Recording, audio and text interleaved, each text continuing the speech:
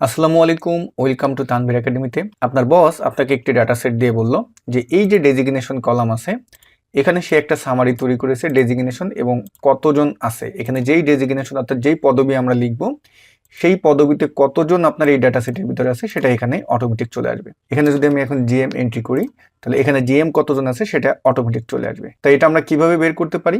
এই জন্য যেখানে বের করবেন সেখানটায় আপনি সিলেক্ট করলেন, ইকুয়াল টু দিলেন count if, COUNT count if count ইফকে কল করলাম। রেঞ্জ হলো আমার এই ডেজিগনেশন যেই কলামটা সেটা শুরু থেকে শেষ পর্যন্ত সিলেক্ট করে নিলাম। Control shift down arrow button press করে সিলেক্ট করে নিলাম। তারপরে উপরে চলে গেলাম, কমা দিলাম। আর ক্রাইটেরিয়া হলো এই রেফারেন্সে যে নামটা লিখবো সেইটা D1। আমি ব্র্যাকেট ক্লোজ দিলাম, ইন্টার দিলাম। তাহলে আমার এখানে জিএম আছে কতজন? 21 জন। এখন আমি যদি এখানে ডিজিএম লিখি, ডিজিএম কতজন আছে?